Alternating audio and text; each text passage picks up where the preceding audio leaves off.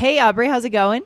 I'm great, Lindsay. How are you? I'm doing pretty well today. It's a hot summer day. So, Mm. yeah, what's up in your world? What are we getting into today I for our have a listeners? really fun question for you. Okay. What is something that you learned recently that surprised you that maybe you should have known before and you were surprised? Oh my gosh, our listeners probably know if they are dedicated listeners of All Ears English. A few episodes ago, I think it was episode 2027, we were talking about the term three-peat. And because I was so immersed in tennis as a kid growing up, I watched so much US Open tennis, Pete Sampras. They always use the word Yes. three-peat when they talked about him, winning three Grand Slams or three something, I don't know, three of the tournaments. And I Mm-hmm. figured, oh, it's about Pete Sampras. That whole expression is all about Pete Sampras. Pete, But a three lot of Pete. people don't even know who Pete Sampras is, right? Who is Pete Sampras, by the way? Yes, he's a famous tennis player. And yeah, he Yeah. won these. It's very rare for that to happen. Yes. With the Women's World Cup, they were thinking, oh, maybe the US would get a three-peat, right? It actually is like a version of repeat, I, three-peat. So I it's would not just still about say Pete Sampras. I would still say it's cooler though It, because it is Pete cooler, Sampras. It's a double, right? double meaning It there. But should be. anyways, yes, I So should have. I funny. should have known that. Yeah, I should have known. I thought that might be your answer. And this came up because I was going over the transcripts to pull keywords for our app. And I saw this. And right after you found out about that, I said, you were today years old when you learned that three-peat is not about Pete Sampras. Yes. And then we didn't talk about it more. I said, oh, that should be an episode because this is really interesting, fun new slang that I hear all the Ooh. time. And I started Googling and looking into some other fun slang expressions that I'm hearing a lot on TV, on podcasts.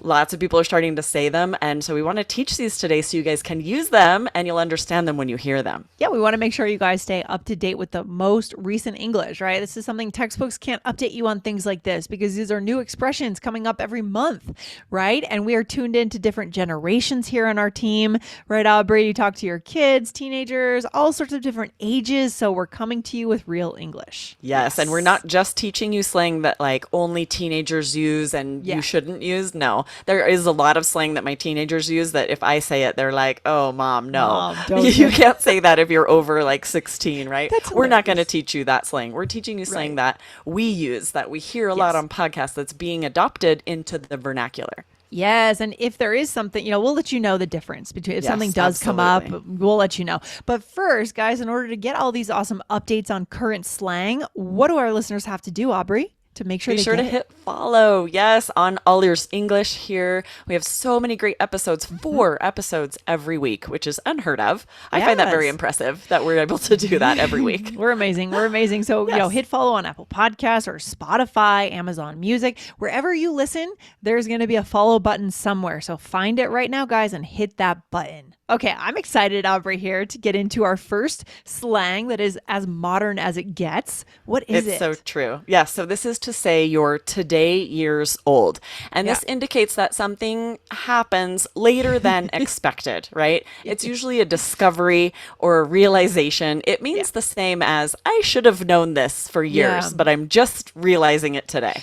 And this is actually a fun conversation that you could have. It's a great conversation opener when you're getting closer to someone, right? You talk about how you were a little naive as a kid, maybe, right? Or even up until now, rather, right? You've been Absolutely. naive about something because it's a little bit of vulnerability you're giving away, but just enough to kind of make you endearing to the other person. So it's a great setup for Absolutely. connection, Aubrey, here. I agree This, so much. And every now and then I'm in a conversation with someone where they'll sort of like pretend that they did it, that they knew and and I'm like, I wish they would have instead just I embraced don't it, know. it Yeah. swallowed their pride a little, and we could have made a joke about it. I always opt for that. I'm like, I'm happy to admit, like, I'm just realizing something. Yes. Well, this is true. Actually, we could do another episode on this. Is true for a lot of this would make a really funny episode song. So where we thought something was being said even Oh, up until absolutely. now. Song But lyrics. That happens to me oh all my the God, time. it's so funny. We're not legally allowed to sing the song. So what we could do is we could probably finesse that a little bit and bring in some of the lyrics and say what we thought it was. And I have to share a that's very quick funny. story. When I was an exchange student in southern France, I won't sing the song, but the other kids were listening to a song by the Cranberries, and they were Yeah. like, "What does it mean when she says the letters EOA?"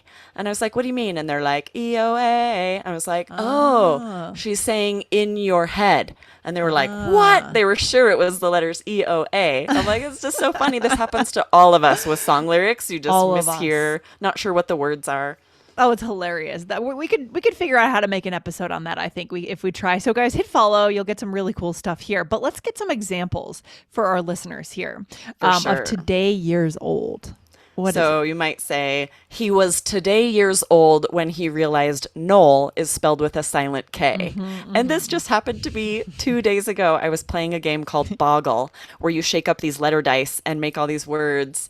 And my cousin wrote, and he's older than I even, and he wrote Noel, N-O-L-L. I was like, oh, that has a K. That has a silent K. And he didn't believe me. We had to look in the dictionary. It happens.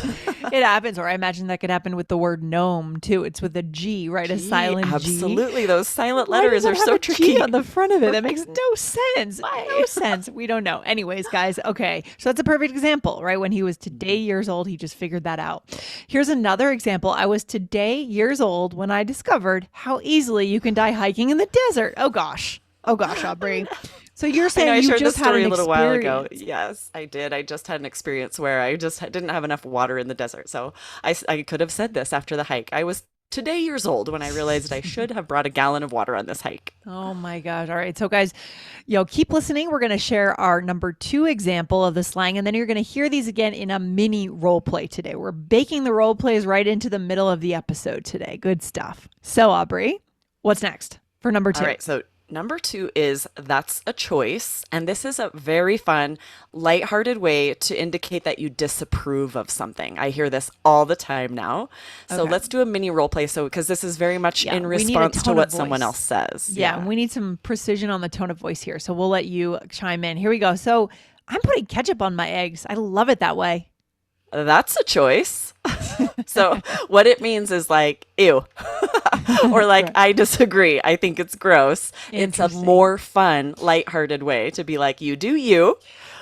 I wouldn't do that for myself, right? You can make that choice. I kind of feel like this message, right? Like you're weird, right? Essentially, you're saying you're Little bit. weird, right?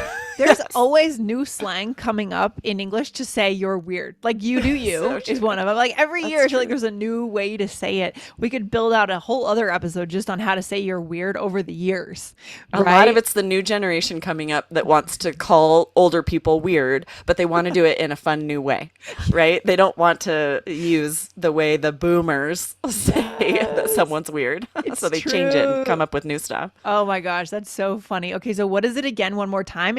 What's the intonation we need to hear to Yeah, know so what you're saying? emphasizing that. It's like if I said, that's a choice or something, it would be strange. It's always, that's a choice, right? So Maybe the with a emphasis little is on eye, that first like, word. Your eyes come up maybe a little bit or something. That's a choice. That's a choice. Okay. Right? Interesting. I will admit that I am today years old as I'm learning these expressions because these are new for me too. So You were today years old when you learned the slang. all right. I'm excited for number 3, and I bet our listeners are too. What is it? Okay. It is, I said what I said. And I hear this all the time too. It just means I stand by what I said. I'm not going to change my statement or take it back. So we often use it to emphasize our confidence in a statement and just to declare that we're unwilling to retract it, even if we know we're wrong. Right? I kind of wonder if this is a riff on "It Is What It Is." Also very It's trendy. similar. It is right? what it is, Yeah. but it's more about a statement I made, right? If someone's going to disagree with me and I'm going to say, I said what I said. And Now, I'm saying how- this is what I think and I'm not backing down. Yeah. Is this common that you would use this with your kids, or as a mother of teenagers would use, or when would this be used? Is it about talking about hear politics it a lot. or what? It's more informal and fun than that. I hear it a lot on podcasts. I've heard people my age start saying it just because it's so fun. My kids say it a lot. So it's really, if you ever, let's do the mini role play. And I Okay. think that's going to help where you can see what types of statements you would say it to. Okay, yeah, let's do that right now, and then we will take a quick break after that role play. So here we go. Perfect. All right, Aubrey, go for it. All right. The movie Knives Out is overrated. What? I loved that movie. I said what I said. Right? So it's usually this way. You make a statement, and if someone disagrees with you, especially it will often happen too where like sometimes people would retract on something. They'd be like, okay, you're right. Maybe it wasn't so bad. Instead, you'd be like, I said what I said. You're said saying what I like, said. nope, I'm not backing down. I did not like it. Yeah, there's something refreshing about it, right? I mean, sometimes we can get tongue twisted at feeling like we have to walk back everything, but there is something nice about just having an opinion and saying it. As long as we're being respectful, you have an opinion, you say it. You don't need to kind of bend backwards based on what other people think. That's not an attractive quality for a friend or a partner, right? Absolutely. Yeah. I absolutely agree. And this expression is so useful because we also use it to really joke around and really be funny, because you'll also use it if someone corrects you or if someone contradicts you and you realize you were wrong. You'll just say it to be funny and be like, I said what I said, right? Okay, so got it. For example, if let's say just as a silly example, you're playing football, you're playing soccer with someone from Europe, and they come and they're like, oh no, this is called football. And you might be like, I said what I said. I said what I said. Just to be like, then you're just sort of being funny about like, I know it's football in Europe, but I'm not changing what I said. I love it. So good. This is so modern, Aubrey. It's so good. So good. Okay, Aubrey. So we are going to finish up today's episode here in just a minute. But first, what do we want to do? Who do we need to say thank you to? Yes, we want to thank our reviewers. We have had so many great reviews left recently. These really make our day. I love seeing those 5-star reviews. Sometimes questions are left in reviews, but just always really great messages. So thank you, everyone who's left reviews. Let's give some shout outs. We have Mustafa Hussein from Chad and Imad Bagheri from Iran. Yeah, and we had a really specific review from Ahmad Toti. This might actually be the Ahmed that I met in Egypt. I'm not sure. That's awesome. It sounds like the same name, but I don't know. We'll find out. So this listener said, one of the best podcasts ever. You made learning English more fun and beneficial for me. I learned a lot from you. Thanks. That is beautiful. I love it, Aubrey. So we want to request reviews from you guys, and we do try to read our reviewers' names aloud on the show. So go ahead and write your review in Apple Podcasts or Spotify or YouTube, wherever you want to listen. Write your review and we'll try to announce your name on the show. Yeah? Absolutely. Awesome. What a fun episode. These new slang expressions, use them, guys, right? Slang is always evolving, and it really helps you connect with speakers, whether it's speakers who are learning a language or native English speakers, because it just brings us to a more fun, playful level. Yeah, and it's kind of funny as I get older, right now I'm in my early 40s. I've seen over the years, like I'll see Gen Xers still using old slang from the like early 90s, and I kind of roll my eyes, but it's kind of endearing at the same time. It's kind of silly, right? So each of us right, if someone says rad, like rad, no one really says it much anymore, but every now and then Jessica will say rad. That's rad, and I love it. I think it is endearing. So yeah, you can use old slang, new slang. It's old just slang. So fun to add it to conversation. Yeah, you kind of just have to sort of put together your personal recipe of how much old slang you want to bring in, like your legacy slang, so you can connect with your similar generational friends versus how new you want to be. You guys can each decide. That's the cool thing about learning a new language. You can create your own recipe of slang across the decades. Yeah. Yes, absolutely. And I have a feeling you guys are going to start hearing these 3 expressions everywhere, like on podcasts, on TV, on the radio.